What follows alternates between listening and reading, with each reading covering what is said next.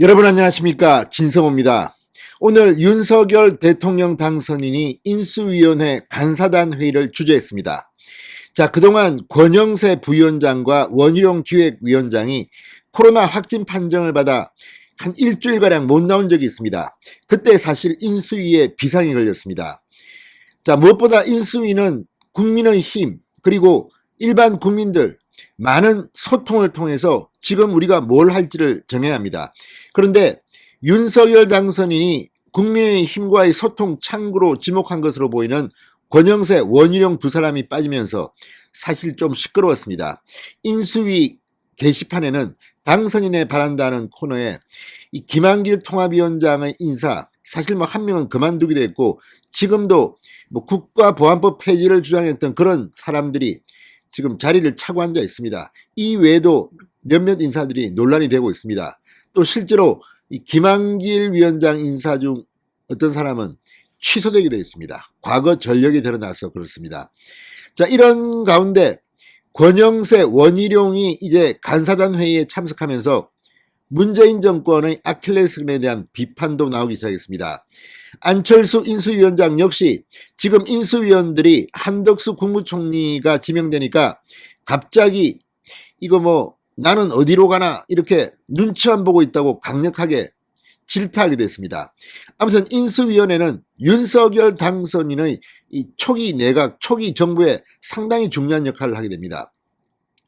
실제로 지금 정부 부처 업무 보고를 다 받았기 때문에 가장 중요한 이 뜨거운 시간은 지나갔습니다. 이제부터는 연구를 하고 정책을 정하고, 또 윤석열 당선인이 이제 일주일 정도 안에 장관들을 다 발표할 것으로 보입니다. 여기에 대한 대책도 마련해야 됩니다. 이런 가운데 오늘 간사단 회의에서 권영세 부위원장이 상당히 주목할 만한 발언을 했습니다. 바로 사람들이 입에 잘 올리지 않지만 꼭 언급해야 하는 겁니다. 태양광입니다.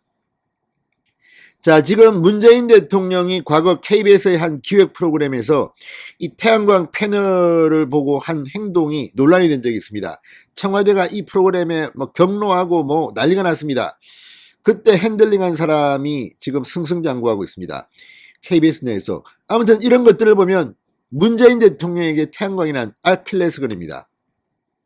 무엇보다 지금 이 태양광이 중국 업자들 배만 불리고 전국을 황폐화시킨다. 서울에서도 뭐 아파트 이런데 저희 집에도 뭐 태양광 패널 설치하려고 왔는데 60만 원짜리를 뭐 10만 원에 해주겠다, 뭐 이런 취지의 뭐 것이었는데 지금은 어떻게 되는지 모르겠습니다.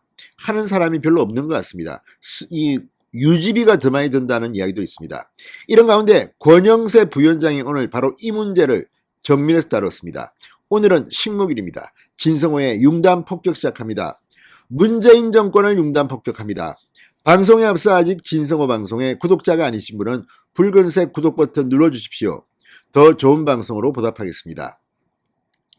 자, 박원순 서울시장 시절에 이 태양광 패널 뭐 저희 집에도 왔다고 했지만 아무튼 이 서울 시내에 난리가 났습니다. 그리고 여기에 관련된 사람들이 구속도 되고 뭐 보면 다 정치꾼들입니다.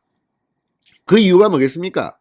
이 태양광 사업으로 이 뭐 탈원전 이런 것도 좋지만 한몫 잡으려고 한 건 아닌가 하는 의심이 됩니다. 여기에 대해서 지금 지역은 저수지 이런 데가 지금 논란이 되고 있고, 특히 나무들이 베어져서 피폐화되고 있다고 오늘 권영세 부위원장이 따끔한 지적을 했습니다. 권영세 부위원장은 문재인 대통령의 친환경 정책 태양광 발전 사업과 관련해 합법적으로 산림훼손을 불렀다고 강하게 질타했습니다. 권영세 부위원장은 이 문재인 정부가 출범한 2017년 이후 태양광 벌목으로 250만 그루의 나무가 사라졌다. 탈원전 신재생 에너지에 집착하다 합법적인 산림훼손을 불렀고 우후죽순 태양광 패널이 뒤집혔다고 강하게 질타했습니다. 자, 지금 이 나무에 대해서 이야기하면 정말 박정희 대통령을 이야기하지 않을 수 없습니다. 박정희 대통령 과거에 전부 다 민둥산이었던 대한민국의 이 산에 엄청난 나무를 심는 대역사를 진행시켰습니다. 박정희 시대가 끝났지만 박정희 시대에서 만든 그 이 묘목 심기 작업, 자, 제가 기억할 때, 저 대학생 때인가 대학생 막 그만두고 할 땐가 이 아사히 신문, 일본 아사히 신문의 일면 톱으로 이런 기사가 났답니다. 대한민국의 산이 파래졌다는 겁니다. 과거의 대한민국의 산이라고 하면 그냥 뻘겋습니다. 위에서 보면. 그런데 박정희 대통령의 노력으로 80년대에 들어서면서 대한민국 산들이 푸르러졌습니다. 자, 그리고 여러분들도 어릴 때 기억하실 겁니다. 나무 심기 얼마나 많이 했습니까? 그런데 그렇게 박정희, 아마 전두환 대통령 때도 많이 했을 겁니다. 그런데 그렇게 오랜 시간 동안 했던 이 작업을 지금 문재인 정권이 들어서서 나무를 막 팹니다. 왜? 태양광 때문에. 이 무슨 짓입니까, 지금? 이게 환경지향주의적인 정권이 할 짓입니까? 권영세 부위원장은 산림훼손에는 자연재해 외에도 친환경 가면을 쓴 무분별한 태양광 패널 설치가 있다. 산사태가 수시로 발생하고 논밭이 패널로 뒤덮이며 많이 줄었다. 수중 생태계에도 악영향을 끼쳤고 현실을 고려하지 않은 끼워 맞추기식 정책 실행이 낳은 부작용이다. 이렇게 꼬집었습니다. 차라리 지금 저도 태양광이 유럽에서 하는 후배랑 만나서 이야기했는데 이 산을 깎고 하는 이건 정말 말도 안 된다는 겁니다. 오히려 이 논밭 같은 경우가 더 적합하답니다. 그런데 지금 우리나라는 뭐 저수지, 환경훼손, 뭐 경관훼손, 아니 저수지에 좀 태양광 패널입니다. 관리가 안 돼가 좀 있으면 막 부식되고 결국은 중국 업자들 배만 불린다는 비판을 받고 있습니다. 중간에 끼어 있는 사람들이 또 많이 돈을 해먹겠죠. 그래서 감방 가고 난리 났습니다. 자, 이 권영세 부위원장은 이런 문제, 특히 오늘 식목일을 맞아서 상당히 중요한 문제 제기를 했습니다. 안철수 인수위원장도 이 동해안 산불과 관련한 재난지원금 문제를 거론했습니다. 이재민 지원금이 규정상 주거비가 1,600만 원, 1인당 구호비가 48만 원이다. 이 사실을 접하고 숨이 턱 막혔다. 1,600만 원으로 어떻게 집을 지을 수 있나? 자, 안철수 위원장은 이 시대 국가 시스템의 기본 정신은 만들어진 규정을 그대로 따르는 경직성이 아니라 합리성이 되어야 한다고 생각한다. 시대가 변하고 물가가 오르고 국민 주거 환경이 변화됐다면 그에 맞게 지원을 인상하는 것이 합리적이라고 말했습니다. 자, 아무튼 지금 이 문재인 정권이 했던 이 많은 말도 안 되는 만행들, 이걸 지금 바로잡아야 하는 게 인수입니다. 너무 눈치 볼 필요 없습니다. 그냥 과감하게 일을 제대로 하면 국민들이 박수를 쳐줄 겁니다. 민주당 뭐 의석 172석, 야 이거 하면 민주당이 싫어할까 이런 생각하지 마십시오. 그냥 권영세처럼 지르면 됩니다. 오늘 윤석열 당선인은 선거 과정에서 국민께 약속드린 공약이 국정과제에 제대로 반영되는 일을 다시 한번 점검해달라고 부탁했습니다. 자, 이 국민의힘 또는 국민과의 소통을 담당한다고 할 수 있는 권영세, 그리고 오늘 원희룡 위원장에게도 주문을 했습니다. 윤 당선인은 원희룡 기획위원장께서 공약의 배경, 검토 자료 등을 충분히 설명해달라. 공약을 제시할 때는 나름대로 심층적으로 검토한 것이다. 검토 자료를 보면 왜 이런 공약을 국민들께 약속드렸는지 잘 아실 것이다.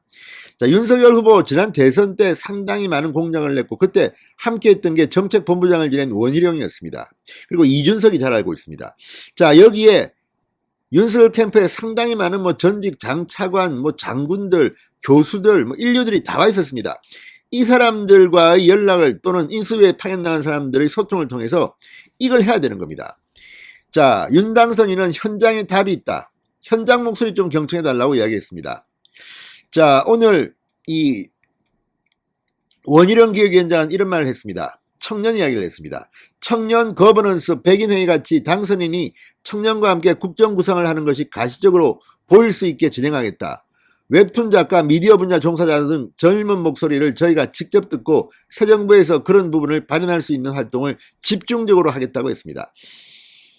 자, 윤석열 당선인은 알고 있습니다. 지난 선거 캠페인 때 청년 보좌역들이 얼마나 많은 도움을 줬는지. 실제 당선된 직후 이준석, 권영세 등등과 함께 청년 보좌역을 거론했을 정도입니다. 청년들의 의사가 반영돼야 합니다. 그래야 성공할 수 있습니다. 자, 이제 지금 40대, 50대 상당히 문제입니다. 지금 이 친문 성향이 강한 게 40대고 뭐 그렇습니다. 그렇다면 2030이 보수적입니다. 특히 남성들은 이들과 손잡지 않으면 보수 정권이 오래 못 갑니다. 지금 6070이 정말 이 나라를 구하고 있습니다. 그렇지만 6070이 언제까지 이 나라를 구할 수는 없습니다. 2030을 빨리 보수의 편으로 끌어들여야 합니다. 이 작업을 윤석열 당선인은 해야 될 것으로 보입니다. 아무튼 원희룡과 권영세가 들어와서 하니까 상당히 진도가 잘 나는 것 같습니다. 진성호의 직설이었습니다. 여러분 감사합니다.